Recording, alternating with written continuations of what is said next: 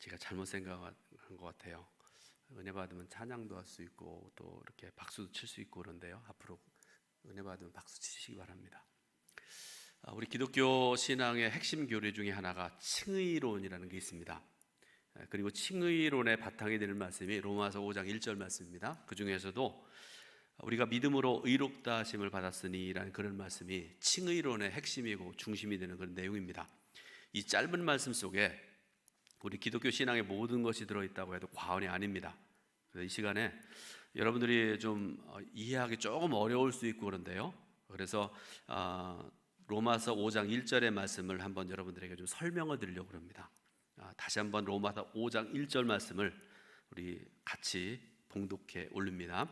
그러므로 우리가 믿음으로 의롭다 하심을 받았으니 우리 주 예수 그리스도로 말미암아 하나님과 화평을 이루자. 아멘.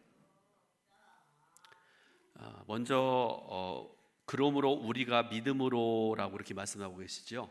이 말씀 중에 중심 단어가 믿음입니다. 그런데 어떤 믿음으로 말씀하는가 하면 예수 그리스도만이 유일한 구원자가 되신다라는 그런 믿음입니다. 이 믿음은 예수님의 수제자였던 베드로가 고백했던 고백을 바탕으로 한 그런 말씀인데요. 마태복음 16장 13절부터 20절을 보게 되면 그 내용을 잠깐 여러분들에게 말씀드립니다. 예수님께서 제자들과 함께 가이사랴 빌립보라는 곳으로 가시게 됩니다. 그래서 제자들에게 물었던 질문이 있죠. 사람들이 인자를 누구라 하느냐. 예수님께서 질문하니까 제자들 중에 각자 자기들이 갖고 있는 생각들을 예수님께 말씀을 드리죠. 그런데 여러분, 그 제자들이 한 대답들 중에 예수님께서 원하시는 온전한 대답이 없었습니다. 그런데 베드로만이 수제자는 수제자다운 그런 모습이라고 생각되어지는데요. 예수님께서 원하시는 대답 100점짜리의 대답을 하게 되는데요. 16장 16절 보면 16장 16절 말씀을 보게 되면 시몬 베드로가 대답하여 이르되 주는 그리스도시요 살아계신 하나님의 아들이시니이다 이렇게 대답을 합니다. 여러분, 우리가 모두가 믿고 고백하는 그런 고백이기도 하고 그런 믿음이기도 하고 그렇죠. 이 대답에 대해서 예수님께서 크게 두 가지 축복의 말씀을 하십니다. 첫 번째로 바요나 시몬아 내게 복이 있도다 이렇게 말씀을 하세요. 바란 말은 뭔가 누구의 그런 뜻입니다. 요나, 그러니까 요나의 아들 그런 뜻입니다. 바요나, 요나의 아들. 그리고 여러분, 베드로가 예수님을 만나기 전에 이름이 바뀌어되기 전에 이름이 시몬이었습니다. 그러니까 요나의 아들 시몬아 내가 복이 있도다 이렇게 말씀을 하세요. 그러니까 베드로의 대답이 예수님께서 원하시는 기뻐하시는 대답이었다는 걸 알 수 있는 그런 하나의 대답이고요. 또 하나 예수님께서 또 축복하시는데 너는 베드로라 이렇게 말씀을 하세요. 여러분, 베드로라는 이름의 뜻이 뭔지 아세요? 반석, 그런 뜻입니다. 반석. 그리고 또 이어서 말씀하시기를 이 반석 위에 내 교회를 세우리니 음부의 권세가 이기지 못하리라 라는 놀라운 축복의 말씀을 하고 계세요. 여러분, 예수 그리스도가 구원자시라는 고백 위에 세워진 교회는요 흔들림이 없어야 됩니다. 이단들이 틈타지 못해야 되고요, 말씀으로 세워지고 하나님께서 기뻐하시는 모습으로 세워져야 됩니다. 그게 바로 성경이 말씀하는 그런 내용이죠. 성도든지 혹은 교회든지 교단이든지 간에 분명한 신앙의 고백이 있어야 됩니다. 지난 목요일부터 금요일까지 우리 기독교 대한감리회 제35회 총회가 있었죠. 제가 지난주에 여러분들에게 말씀을 드렸죠. 둘째 날 오전에 이 문제 때문에 장시간 찬반 토론이 있었습니다. 아주 강력한 토론들이 있더라고요. 어떤 분은 뭐 화가 나가지고 얼굴이 뻘거져가지고 막 들어갔다 나갔다 하기도 하고 막 손가락질도 하고 막 그러면서 토론을 했습니다. 여러분, 그 내용을 잠깐 여러분들에게 말씀드릴 텐데요. 우리 감리교단이 종교다원주의 혹은 예수만이 구원자시라는 신앙의 고백을 부인하는 듯한 WCC나 NCC에 가입해서 활동하는 것이 옳으냐, 당장 탈퇴하는 것이 옳으냐, 이것 때문에 토론하고 그것 때문에 막 화를 내기도 하고 그랬었는데요. 결론은 뭐 이런 것 같습니다. 이런 분명한 신앙 고백이 없이 활동하면서 우리 감리교단을 훼손하는 자들에게 대해서는 엄중히 경고하고 개선되지 않으면 여기로부터 탈퇴한다. 감독기자님이 그런 말씀을 하시더라고요. 여러분 저도 그 모습을 보면서 속으로 다시 한번 생각을 한 거 있고요. 고백한 것이 있고 오늘 이 시간에도 말씀 전하면서 저도 개인적으로 한 사람의 그리스도인입니다. 그리고 동두천 감리교회 담임 목사이기도 합니다. 그래서 이 엄중한 상황에서 분명한 신앙 고백을 하나님 앞에서 우리 예배드리면서 여러분 앞에서 하려고 합니다. 저는 예수 그리스도만이 유일한 구원자심을 믿는 사람입니다. 여러분들에게도 그런 믿음이 있으시길 바라고요. 그런 고백이 있으시길 바랍니다. 예수님만이 하나님의 아들이시고 우리를 죄로부터 구원하신 구원자십니다. 다음으로 우리가 믿음으로 의롭다 하심을 받았으니 이렇게 말씀을 하십니다. 우리가 예수가 나의 유일한 구원자 되심을 믿을 때 하나님께서 어떤 은혜를 주실 것인지에 대한 그런 말씀인데요. 말씀 보니까 의롭다 하심을 받았으니 이렇게 말씀을 하세요. 여러분 지난 주일에 말씀 전하면서 제가 드렸던 말씀 중에 일부분을 여러분 기억하실지 모르겠는데요. 구원은 하나님께서 주신다. 예수께서 하신다 그런 말씀이죠. 우리가 구원에 관해서는 할 수 있는 일이 아무것도 없다 이렇게 말씀드렸죠. 그런데 구원 이후의 문제입니다. 예수 그리스도께서 우리 죄를 짊어지시기 위해고 십자가에서 죽으심으로 우리가 지은 모든 죄를 대속해 주셨는데 그 이후에는 우리가 해야 될 일이 있다 이렇게 말씀을 하세요. 두 가지를 말씀을 하십니다. 하나는 그 예수님을 믿는 것. 예수님이 인간 되어 세상에 오셨고 내 죄를 짊어지시고 십자가에 달려 죽으셨고 그로 인해서 내가 구원받았다는 그 예수님을 믿는 것. 또 하나 믿음으로 의롭다 하심을 받는 것 조금 전에 말씀드렸잖아요. 이것을 가리켜 우리가 칭의라 이렇게 얘기를 합니다. 쉽게 말씀드려서 우리가 믿을 때에 의롭게 여기신다 혹은 구원하신다라는 그런 뜻을 가지고 있는 그런 말인데요. 구원자답게 구원받은 자답게 살아야 되는데 그 첫걸음이 오늘 읽은 말씀 중에 11절 말씀 보니까 하나님과 화평을 이루는 삶이라 이렇게 말씀을 하고 계세요.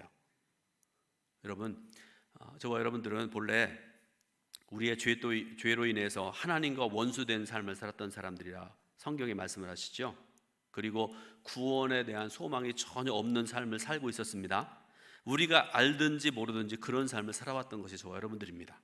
그러나 예수께서 십자가에서 죽으심으로 하나님과 원수된 삶의 문제를 해결해 주셨고 그 진리를 믿는 우리는 하나님과 더 이상 원수된 삶이 아니라 화평을 이루는 삶을 살게 되었다. 이게 바로 오늘 1절에서 말씀하는 그런 내용입니다. 그러면 구원받은 저와 여러분들은 기쁨의 삶을 살아가야 되는 것이 마땅하죠. 오늘 본문 말씀을 보게 되면요, 세 번씩이나 말씀을 하십니다. 구원받은 자로 살아갈 때 즐거워하는 것이 마땅하다 이렇게 말씀을 하십니다. 그러므로 여러분 믿음과 즐거워하는 삶이라는 것은 등식이 세워지는데요. 즐거움은 믿음의 증거이고 신앙의 고백이기도 합니다. 그래서 여러분 분명히 말씀드립니다. 예수님을 믿고 구원을 받아서 신앙생활하는데 삶의 기쁨이 없으면 분명히 문제가 있다는 그런 증거입니다. 교회에 문제가 있을 수도 있죠. 도대체 이 교회 가면 도대체 기쁨이 있을 수가 없다 그런 생각을 가지고 있을지 모르겠습니다. 담임 목사가 목회를 잘못하고 설교를 잘못해서 그것 때문에 은혜 받지 못하는 그런 분이 있을지도 모르겠습니다. 그런데 그거 이외에도 예를 들어서 자신의 문제로 인해서 기쁨이 없고 감사함이 없는 그런 경우들도 굉장히 많지 않습니까? 여러분 어느 쪽이세요? 저 때문에 문제가 있는 사람은 조용히 찾아오세요. 제가 듣고 그렇다고 제가 막 소리지고 그러고 안 할 거니까요. 이런 이야기가 있습니다. 많은 시련과 어려움에도 불구하고 독일 최고의 종교 시인으로 123곡이나 되는 주옥 같은 찬송시를 넘겼던 폴 게르하르트 목사님이라는 분이 있는데요.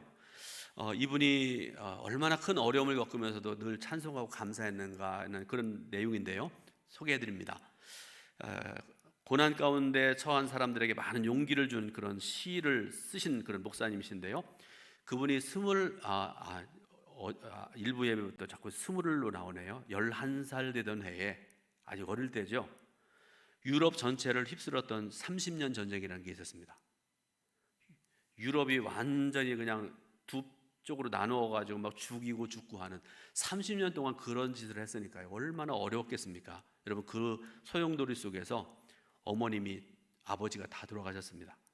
그리고 전쟁이 끝나고 나니까 패스트가 온 유럽을 또 휩쓸어가고, 그런 속에서 부모님 없이 살아가는 이 어린 게르하르트의 삶이라는 게 얼마나 힘들었겠습니까? 남의 집에 가서 잔심부름하면서 잡미를 하면서 일을 하고 힘겹게 소년 시절을 보내야 됐습니다.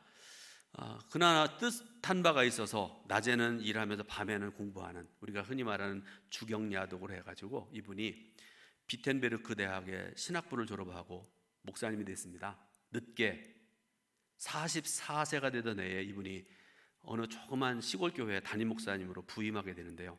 또다시 이분이 큰 어려움을 갖게 됩니다. 무슨 말씀인가 하면, 이분이 현대뿐만이 아니라 한 400년쯤 전에 살았던 그런 분인데, 그때 당시에는 여러분 영주라는 사람들이 있었잖아요. 한 지역을 책임지는 사람들, 그죠? 온갖 억압을 하고 모든 일들을 다 자기 마음대로 행하는 그런 사람들, 그 위에 왕이 있고 그랬던 사람들인데요.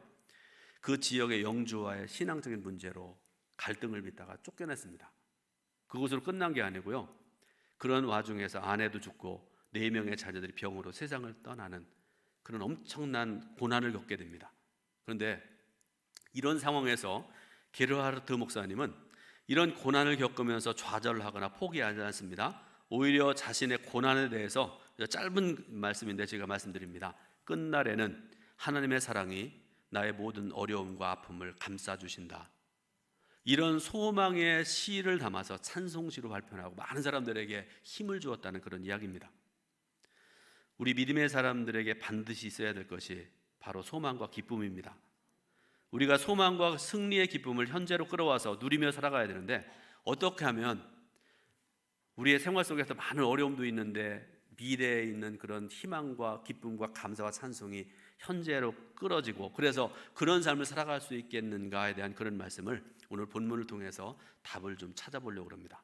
첫 번째로, 우리 믿음의 사람들은 산 소망의 삶을 살아야 됩니다. 여러분 전원일기라는 드라마 어르신들 기억나세요? 전원일기. 일용이 나오시죠? 아시죠? 제가 요새 드라마 절대로 안 봅니다. 그런데 이 드라마가 1980년에 방영을 시작을 해서 2002년까지 약 23년 동안, 아마 그때 저도 그 시간 되면은 TV 봤던 그런 기억나고 그런데요. 국민 드라마로 아주, 그때는 뭐 케이블도 없고 그런 때니까요. 그 드라마 다들 많이들 보셨지 않습니까? 근데 요새 제가 드라마를 안 보는데 왜 갑자기 또 전원일기 얘기하나 그런 생각할 텐데요. 제가 그 새벽에 조금 일찍 일어나 가지고 뉴스를 켜기도 하고, 제가 축구를 좀 봐요. 그 시간에 축구도 보고 그러는데, 그러던 중에 돌리다 보니까 전원일기를 하더라고요. 케이블 TV에서 재방송을 하는데 틈틈이 봅니다. 전원일기에 한해서 지난 주간에 80년대에 방영했던 귀동이 이야기를 제가 봤는데요. 그 소식을 여러분들에게, 그 이야기를 잠깐 소개를 드리려고 합니다. 이 귀동이가 그때 80년대 중반쯤에 서울에 상경을 하고, 그때 그런 분들 꽤 많았지 않습니까? 시골에서 서울로 막 몰려들었잖아, 80년대에. 이 귀동이도 서울에 상경을 해서 가보니까 뭐 공부도 많이 한 것도 아니고 막노동을 하고 이렇게 살아가다가 결혼해서 아들을 낳고 살아가는데요. 그 삶이 얼마나 어려웠겠는가 생각을 해봤습니다. 그죠? 그런 삶을 살아오신 분들 있을지 모를 텐데, 어쨌든 70년대, 80년대 굉장히 어려웠지 않습니까? 그래서 서울에 와서 이렇게 살아가는데, 결혼을 하고 애를 낳고 살아가는데, 귀동이가 성격이 굉장히 까탈스러웠습니다. 유별난 사람이었습니다. 그런 남편과 살려고 그 아내가 애를 썼는데, 결국은 남편과 살지 못하고 아내가 가출을 해버렸습니다. 귀동이가 그것 때문에 실망하고 매일 술만 먹고, 보니까 그 드라마 보니까 그 밤에 하루 종일 술 다 먹고 집에 들어와서 뭐 소리 지르다가 쓰러져가지고 잠을 자고 있습니다. 그 어린아이는 몇 살, 3살, 4살밖에 안 될 것 같은 그 어린아이는 옆에서 혼자 이렇게 뭐 주워 먹고 있고, 서울에 올라간 두 친구가 그 모습을 봅니다. 굉장히 괴로워하면서 두 사람이 한강변에 나가서 이런 얘기를 해요. 귀동이가 서울에서 살아가는데 장래가 없지 않느냐, 힘들지 않느냐, 우리가 좀 도와야 되지 않겠느냐. 근데 그 사람들도 그렇게 넉넉한 사람들이 아니지 않습니까?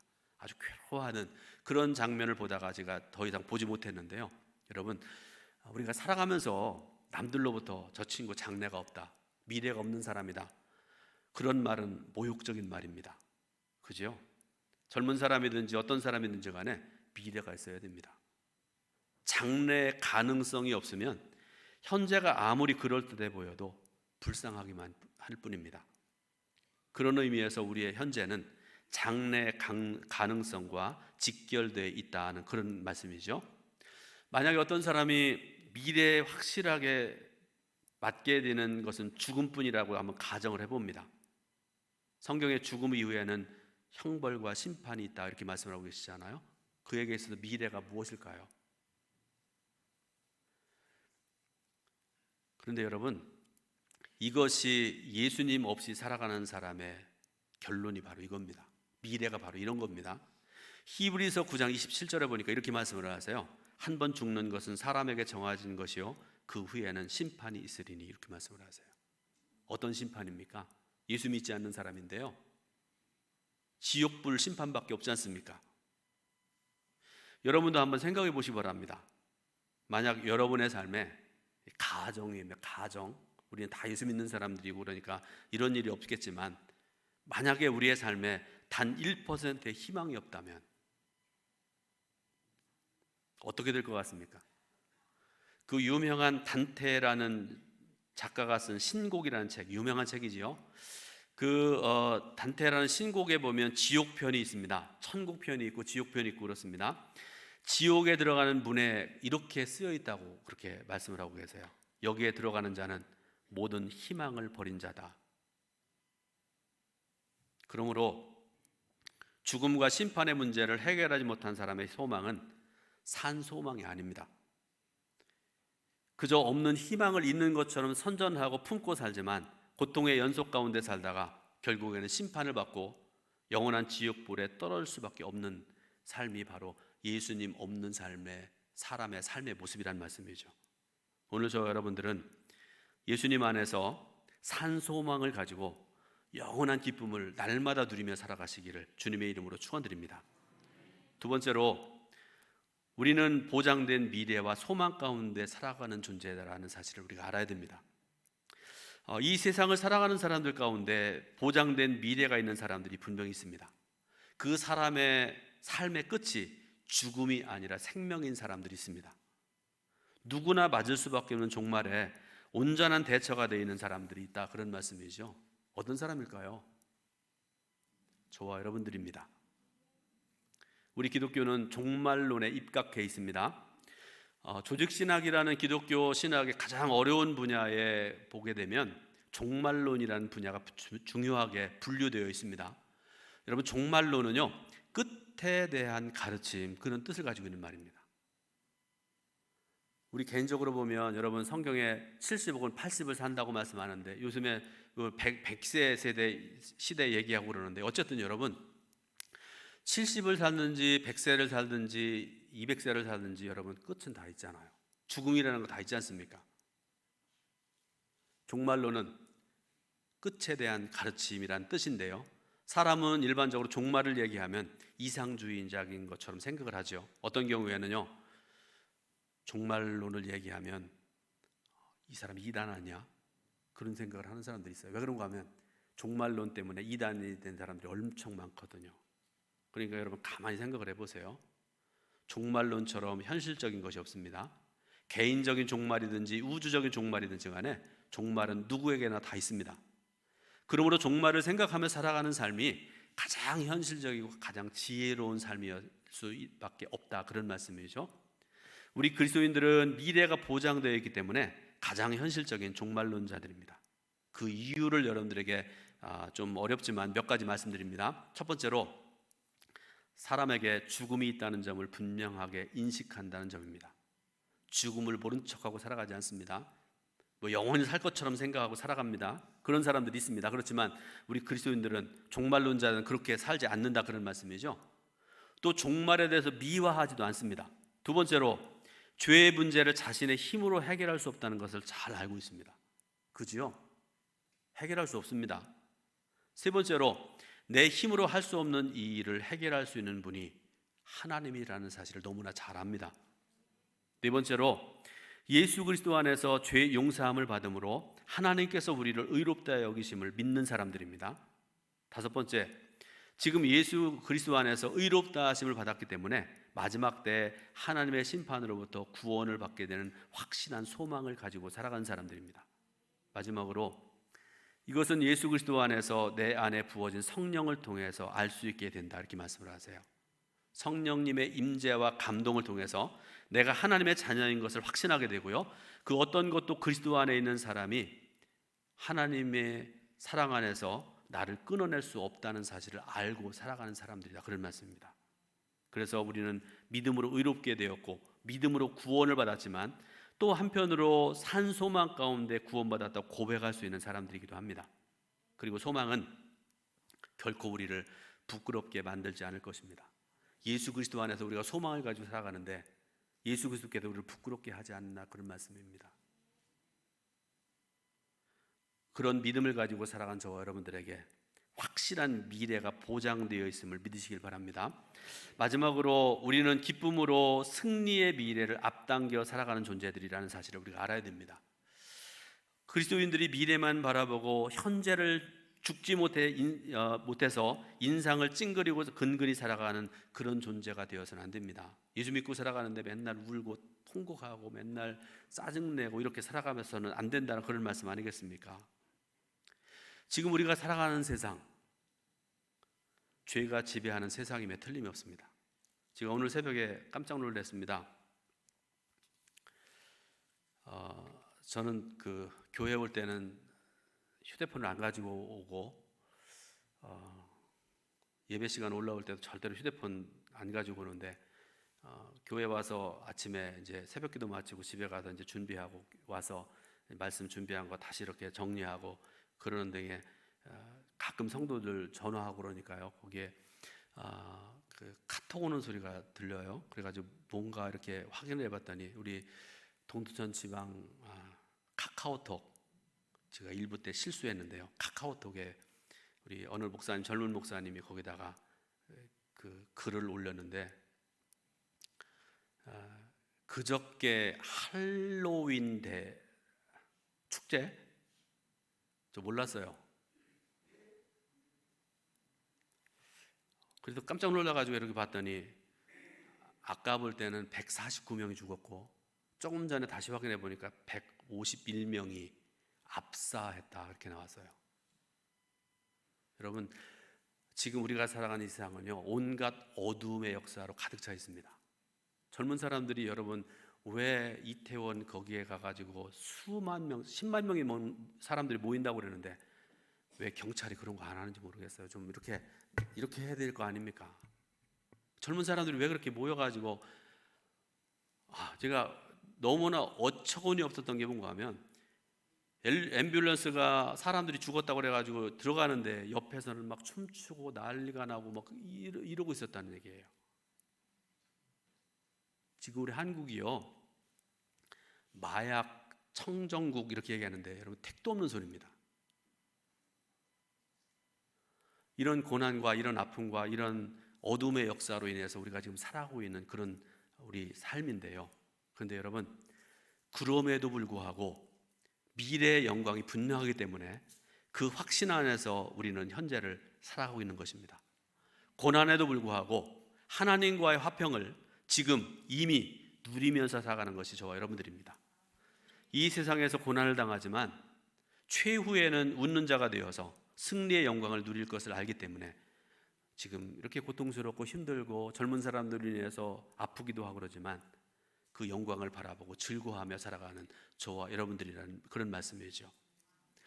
우리 기독교인들 중에 아주 못된 생각, 아주 잘못된 생각이 하나가 있는데요, 이런 얘기가 있습니다. 그리스도인들의 참된 경건은 엄숙하고 기쁨이 없는 것. 요 근래에 이런 말 별로 없지만요, 중세 때 이런 일들이 굉장히 많았다고 합니다. 예를 들어 말씀드립니다. 바리새인들은요, 영적이기 위해서는 반드시 불편해야 된다. 표정은 굳어 있어야 된다.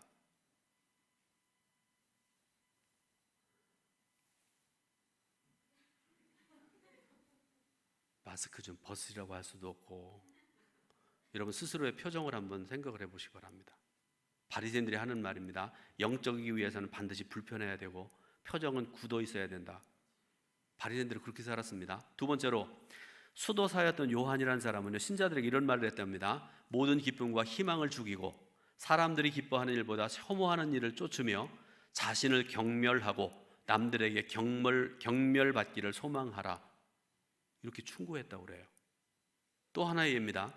성 버나드라는 사람, 이분은 스위스 그쪽에서 아주 유명한 그런 수도사였던 사람인데요. 이분이 하는 얘기가 뭔가 하면, 스위스 호수들의 아름다움을 보지 않으려고. 스위스 가보셨어요? 가보시기 바랍니다. 산도 아름답고 호수도 아름답고 다 아름답대요. 저도 나중에 한 80세 되면 한번 가볼 생각도 있는데요. 굉장히 아름다운 나라 중에 하나가 스위스라는 나라인데요. 이 성 버나드가 스위스 호수들의 아름다움을 보지 않으려고 평생 눈을 감고 살았답니다. 여러분들은 지금 어떠십니까? 여러분의 표정, 여러분의 생각, 여러분의 행동 등등, 굳은 표정과 엄숙한 태도로 몸이 건조하고 기쁨이 없는 삶을 살아가는 그런 성도 혹시 없으신가요? 그런 분이 있다고 그러면 묻습니다. 그리스도인들의 이런 삶의 모습 때문에 사람들로 하여금 그리스도를 떠나게 한다는 사실을 여러분 알아야 된다는 것입니다. 전부는 아니겠지만 일부분에 그런 일이 있다, 그런 말씀입니다. 자, 독일의 유명한 철학자이자 무신론자인 니체라는 사람, 유명한 사람입니다. 친구가 한번 물었다고 합니다. 자네는 무엇 때문에 기독교에 대해서 그토록 부정적인 태도를 가지고 있는가? 이 니체라는 사람은요, 아버지가 독일 교회 목사로였고요, 목사의 아들로 태어난 사람이에요. 근데 이 사람이 나이가 많아가지고 교회를 떠났고요, 반 그리스도인이 됐습니다. 자, 그래서 그 친구가 질문하니까 이 니체가 대답하기를, 나는 내 부친의 교회에 다니는 성도들에게서 즐거워하는 모습을 단 한 번도 본 적이 없다네.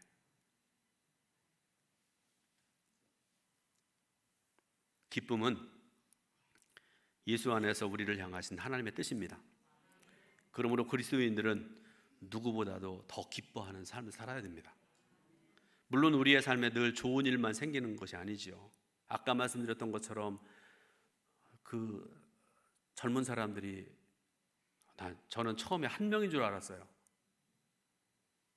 150명이라는 사람이 압사당하고 온갖 그런 짓을 하고, 여러분 이게 슬픈 일이지 않습니까? 아픈 일이지 않습니까? 또 어떤 경우에 예수를 믿으면 인생의 모든 문제와 고난에서 면제받는다는 그런 약속이 성경에 없잖아요. 예수 믿어도 슬프고 예수 믿어도 고난당하고 어려움당한다고 성경이 그렇게 말씀하고 있지 않습니까? 그러나 분명한 사실은 우리에게는 사망의 권세를 이기셨고 하늘과 땅의 모든 권세를 가지신, 그리고 저와 여러분들을 세상의 그 누구보다 사랑하시는 주 예수 그리스도께서 항상 함께 하신다는 사실을 믿으시기 바랍니다. 그래서 날마다 기쁨으로 승리하고 영광 돌리는 삶을 살아가시기를 예수님의 이름으로 축원드립니다. 기도하겠습니다. 하나님 은혜와 사랑을 감사드립니다. 오늘도 예배의 자리에 나오게 하신 하나님 앞에 찬송과 감사로 기도하며 또 말씀 들으며 예배드릴 수 있도록 은총 베푸시니 감사드립니다. 말씀 들은 것 우리의 삶 속에서 행하고 실천하고 아름답게 살아가는 우리 동두천교회 성도들 되게 인도하여 주옵소서. 예수 그리스도의 이름으로 기도드립니다. 아멘. 하나님께